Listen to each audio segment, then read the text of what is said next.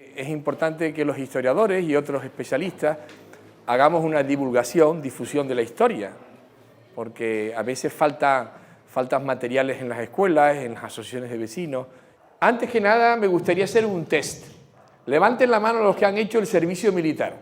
Es importante porque los que hemos hecho la mili sabemos lo que es la disciplina, lo que es la jerarquía, lo que es la unidad de mando, lo que es incluso la violencia sutil o el castigo disciplinario, ¿no?, de un mundo como es el mundo militar. Levanten la mano los que han remado en bote de remo. ¿Alguna vez en su vida? Muy bien, es que vamos a hablar de galeras que están movidas por los remos en alta mar. Levante la mano quien ha hecho una navegación corta o larga en un barco velero, un barco de vela, pequeño o grande. Ah, pues muy bien, muy bien, muy bien. Bueno, y la última pregunta, ¿quién sabe algo sobre Lepanto? Levante la mano, ¿quién ha leído algo sobre Lepanto? Bueno, poquito. ¿Quién ha leído algo sobre la época de Felipe II, nuestro señor monarca católico? Bien, bueno, estamos aquí porque un loco playa como yo, llamado Julio, se le ocurrió revivir la librea, que como ustedes saben mejor que nadie, se remonta a años después de la batalla de Lepanto, en donde en La Palma y luego en el Valle de Guerra se puso en marcha una representación político-religiosa, literaria, en relación a la Virgen del Rosario. Y por lo tanto, este rescate de la tradición, en estas últimas décadas, yo debo felicitar al pueblo de Valleguerra, a su gente, y a esos 100 extras que todos los años se entrenan, se visten de turcos y de cristianos y hacen un gran esfuerzo por dar a su pueblo y a la isla de Tenerife un espectáculo literario tan interesante. Yo lo pasé muy bien el año pasado cuando lo vi. El tema de Lepanto está a caballo entre la historia y la leyenda. De hecho, la propia librea, el propio texto de la librea, que Julio se ha inspirado en textos anteriores e incluso en documentación de la época, pues está envuelto en un halo literario, de leyenda, de chicos buenos, chicos malos, como las películas del oeste, ¿no? Entonces todo esto hay que tenerlo presente. La historia es otra cosa. Y en ese sentido no hay que pensar entre un choque entre cristianos y musulmanes solamente, que también lo hubo, sino era un choque entre dos imperios en plena expansión, en un espacio tan pequeño, porque es pequeño, en el Mediterráneo, si lo comparamos con el Pacífico, por ejemplo, que ocupa casi la mitad de la Tierra, ¿eh? En ese sentido, la propaganda de la época hablaba de los buenos y los malos, de la bondad y de la nobleza de los cristianos y la perversidad de los turcos, y al revés, los turcos hablaban también en esos mismos términos de sus propios enemigos.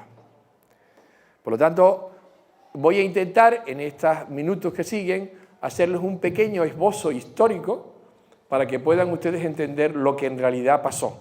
Esto es una visión muy propagandista, es decir, primero, no fue en el Golfo de Lepanto, ahí se ven las fortalezas, fue en mar abierto. En segundo lugar, ahí se ve cómo el rodillo cristiano a la izquierda va atacando a una escuadra turca aparentemente un poco más desordenada. Entonces, esto es lo típico de la propaganda política. No es una casualidad que haya ocurrido la batalla de Lepanto en 1571, no es una casualidad. Había un siglo de enfrentamientos entre las monarquías cristianas de la Europa occidental y las potencias berberiscas, las potencias norteafricanas y el imperio turco.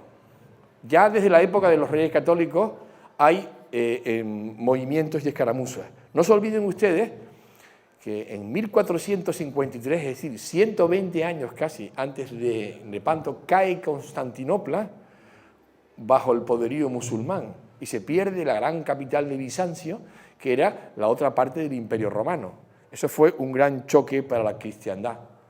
Luego, en la primera mitad del siglo XVI, se da la figura de un gran político y guerrero musulmán turco, que fue Solimán el Magnífico. Quizás en el futuro podamos dar una charla solamente sobre él, porque es una personalidad extraordinaria. Y también la figura de los hermanos Barbarroja, que tenían su sede como base corsaria en Argel y que dieron muchos dolores de cabeza a las monarquías cristianas de su tiempo. Por otra parte, está la expansión portuguesa y castellana en todo el norte de Europa, todo lo que es, ahí pone África, todo ese norte de Europa, desde el estrecho de Gibraltar hasta Túnez, los cristianos van ocupando una serie de plazas para permitir el paso del estrecho y el comercio en el Mediterráneo occidental sin el acoso, que lo hubo, de los corsarios norteafricanos.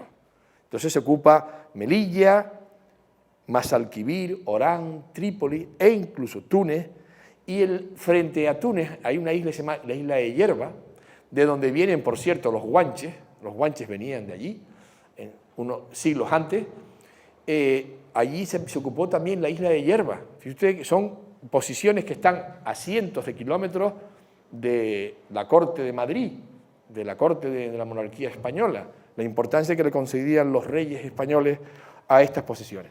E incluso en la primera mitad del siglo XVI, en 1537, es decir, 40 años antes del Lepanto, hubo una gran batalla naval. También se formó una liga entre España, el Papado y Venecia. Luego, esto es recurrente, esto no se genera por generación espontánea. En esa batalla, que tuvieron lugar con muchísimas galeras, fue una gran batalla, allí quedó la cosa en tablas, y en ese sentido las potencias cristianas perdieron una oportunidad para neutralizar al poderío turco y al poderío de Barbarroja. Toda la historia anterior a Lepanto son conquistas y reconquistas.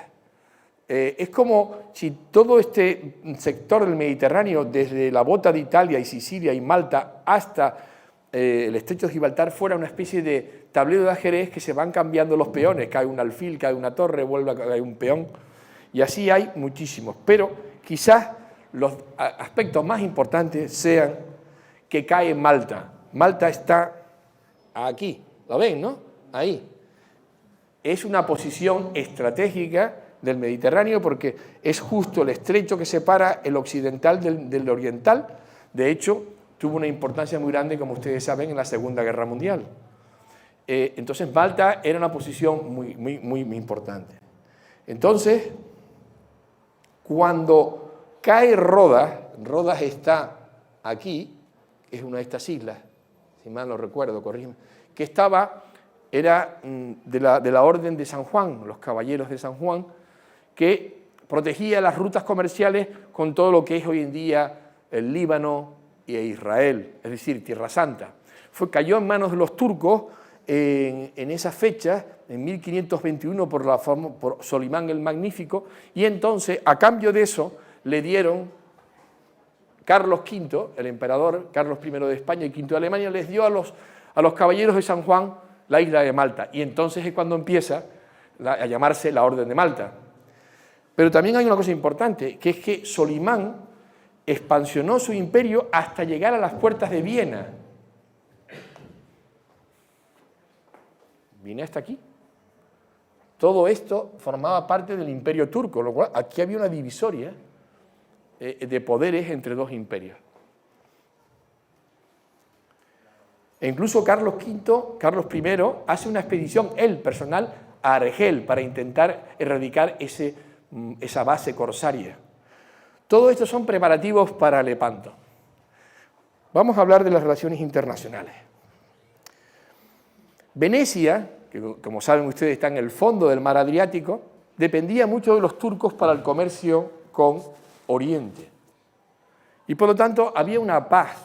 Intentaban los venecianos hacer una paz a toda costa con los turcos.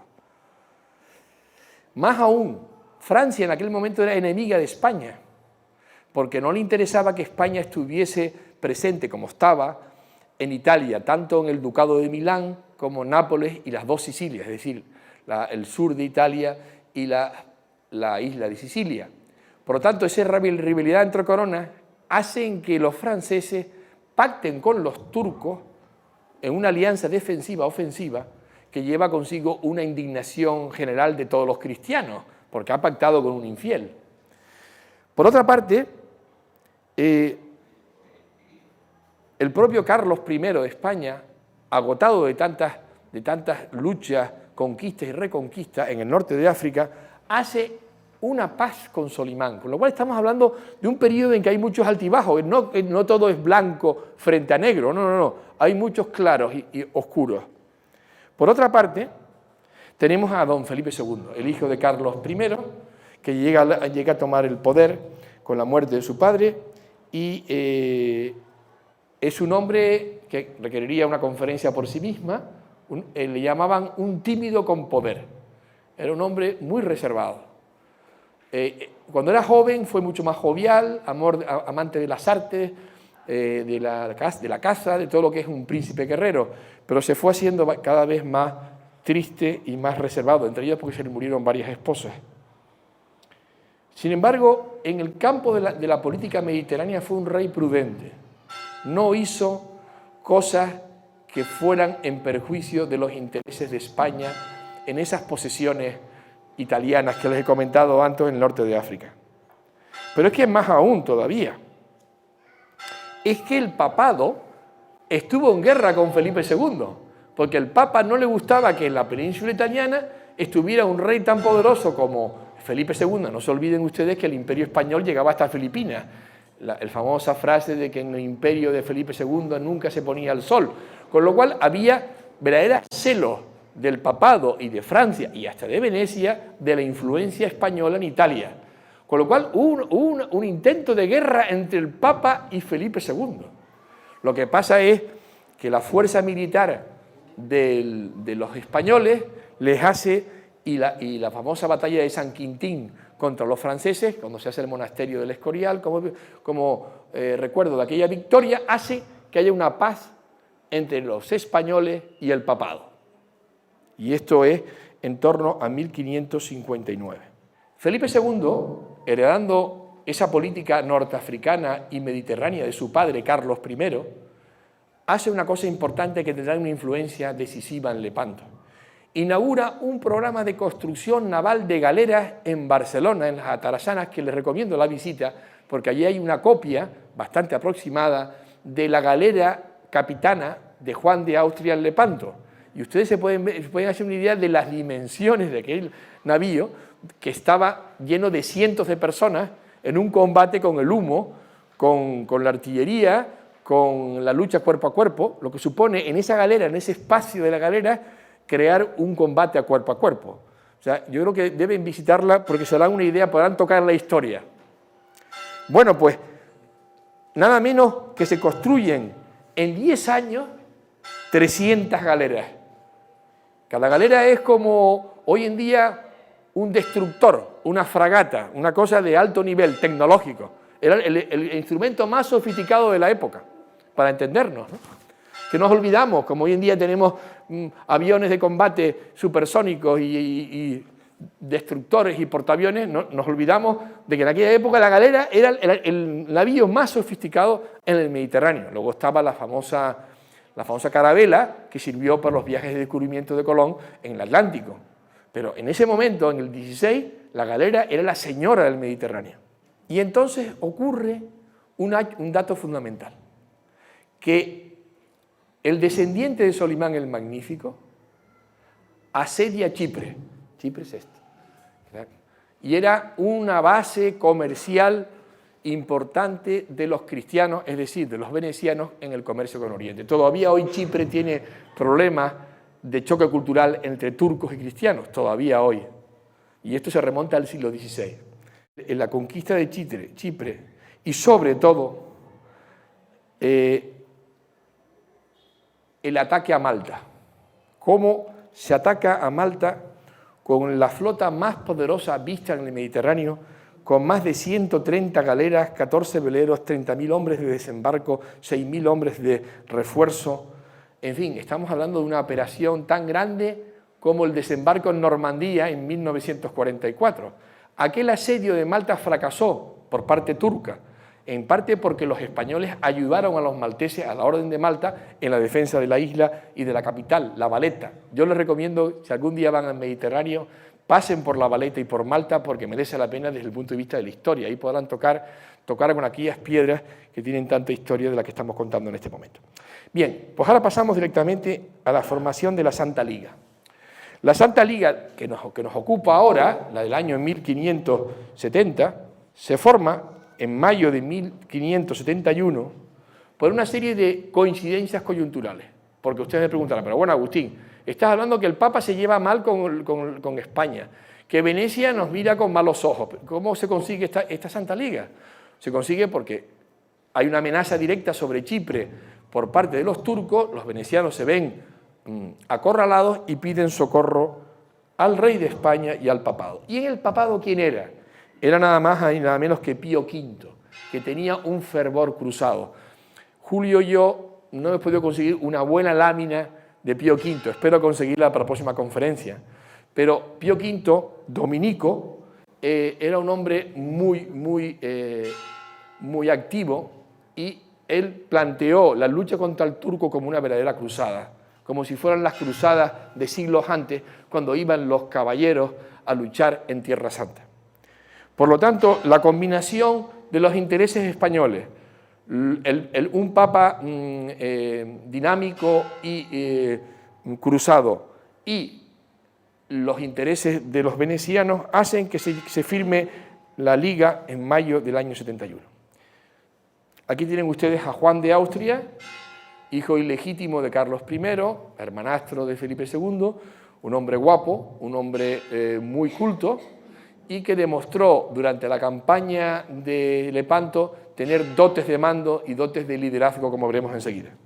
Álvaro de Bazán a la izquierda y a la derecha uno de los marinos, uno de los líderes italianos, el nombre siempre... Barbarigo, son nombres muy raros, ¿no? Este hombre de la derecha murió en el combate de Lepanto. Pero yo quería mostrar abajo lo que es una galera. Una galera lleva 30 o 40 metros por banda. A veces los remos son largos, de 10 metros, y se mueven varios a la vez. ¿Se acuerda de la película de Ben-Hur, el guapo de Charlton Heston remando por el remo? Pues eso es una galera. Eso es la sentina de un navío, de una galera con sus remeros. Tenía artillería, tenía 2 palos con vela latina, esa vela triangular, que permitía ser muy maniobrero cerca de la costa y poder llegar a coger el viento, lo que se llama en términos marinos barloventear con facilidad. Era muy estrecha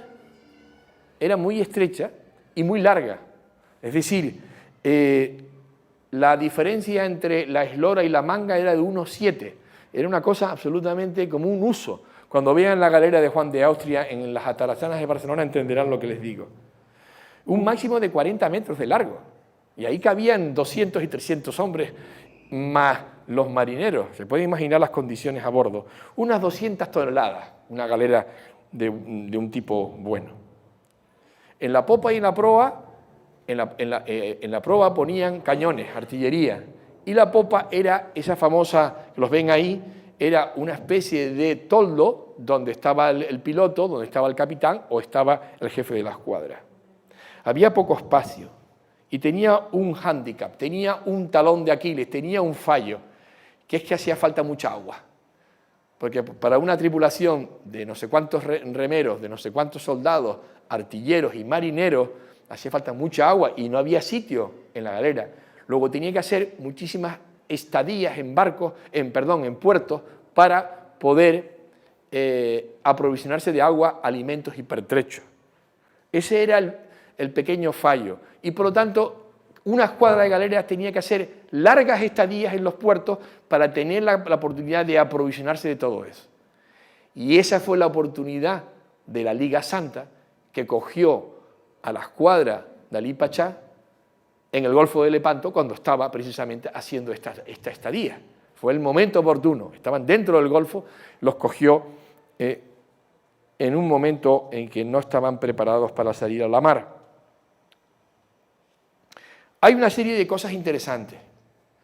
Deben pensar que una guerra es un enfrentamiento entre tecnologías. Los americanos hoy en día, con esos satélites espías y con esos misiles, pueden machacar a cualquier enemigo a distancia. Pues ustedes imagínense en aquella época que los cañones cristianos eran superiores a los cañones turcos, los arcabuces y mosquetes cristianos eran superiores a las flechas y los arcos de los turcos, las picas y los estoques, las espadas en punta, eran superiores en la lucha cuerpo a cuerpo con los famosos sables curvos, que siempre me olvido del nombre, creo que se llaman alfange, algo así, está por aquí apuntado, siempre me olvido del nombre.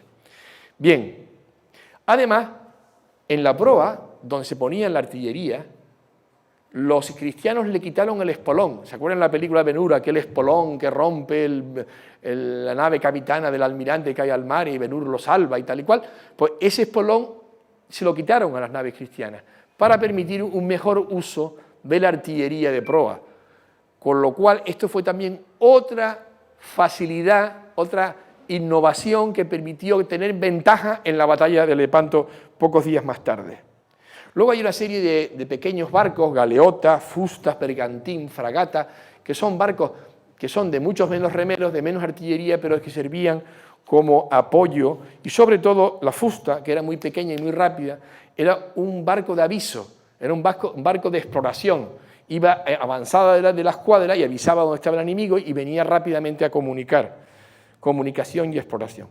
Pero hay una nave que no se ve aquí, pero en esa masa de barcos, que era una galeasa. La galeasa era un intento tecnológico en aquella época de hacer una galera que fuera al mismo tiempo un portaaviones con cañones. Eso de mezclar artillería y remos era muy complicado. Al final es un modelo que se desechó. Y luego nace el famoso galeón, el galeón de las películas de los piratas.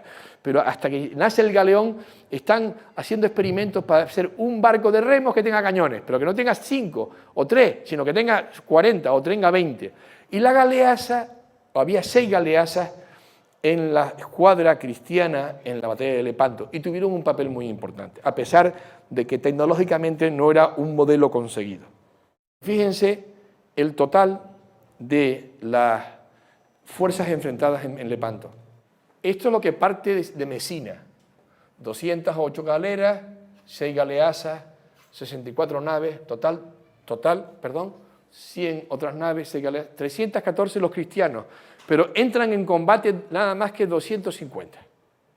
Y los turcos tienen 216 galeras, superior, y tienen un poco menos de otras naves, pero no tienen galeasas, esto es importante, no tienen galeasas. Sin embargo, son 280 frente a 250. En teoría, había una mayor capacidad numérica, superioridad numérica. La flota se concentra en Mesina en el verano de 1571 y los turcos, que hacen también su propia inteligencia naval con sus galeras exploradoras, creen que la flota cristiana es menor de lo que es en realidad. Cuando ellos llegan al Golfo de Mesina y cuentan las galeras, todavía falta llegar una división, con lo cual ellos estaban confiados en Lepanto de que no habría tanto número de embarcaciones cristianas. Ese fue el primer error de Ali Pasha. Y aquí ven ustedes el cuadro de cómo fue la línea de batalla.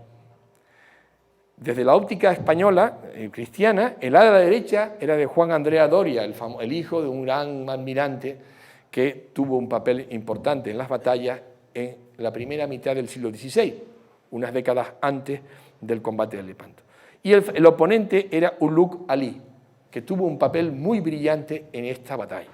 En el centro, Juan de Austria frente a Ali Pasha, que es lo que reflejamos siempre en la librea, el combate cuerpo a cuerpo de las dos naves capitanas que se destruyeron mutuamente. Ahí hubo un combate terrible, ¿no?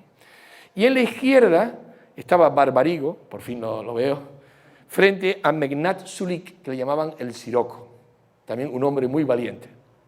En la reserva estaba, cómo no, el gran marino que nos dio la España del siglo XVI, Álvaro de Bazán, el marqués de Santa Cruz, el futuro marqués, que no solo destacó en esta batalla, sino después en la conquista de las Islas Azores y en una serie de operaciones militares navales de alto nivel. Y luego a Murat Dragut, que era su oponente.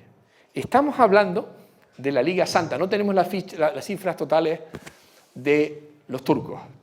La información documental no nos ayuda. Hasta ahora.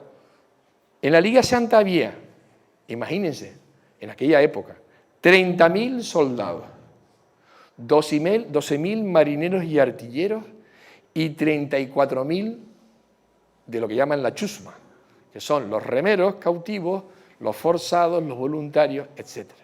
Total, una fuerza de 76.000 hombres, que en aquella época era como la sexta flota de los americanos en el Mediterráneo, o sea, una cosa bárbara. Nunca se había reunido tal conjunto de ejército naval en la época. En la época lo máximo que se podía reunir en un ejército eran 10.000 hombres, y estamos hablando de 70.000. Por lo tanto, esto era muy importante tenerlo presente. Claro, ¿qué pasa? Que se entera Juan de Austria que están los turcos están hacia el este, está avanzada la estación, estamos en octubre, el periodo de guerra en aquella época era de la primavera al comienzo del otoño por las razones del mar, el estado de la mar, el estado de las comunicaciones. Empezaba el mal tiempo y de hecho la navegación entre Mesina y Lepanto fue muy difícil porque las galeras no aguantan los malos tiempos. Eran vientos contrarios, entonces es muy difícil avanzar con una escuadra tan grande. No se olviden que eran 250 naves. E incluso, hay que decirlo, hubo un motín a bordo de una serie de galeras de Venecia y el comandante que representaba a Venecia, que era este hombre Girolamo Veniero, mandó a ahorcar a unos cuantos amotinados sin permiso de Juan de Austria. Y se montó aquí un follón que estuvo a punto de romperse la liga.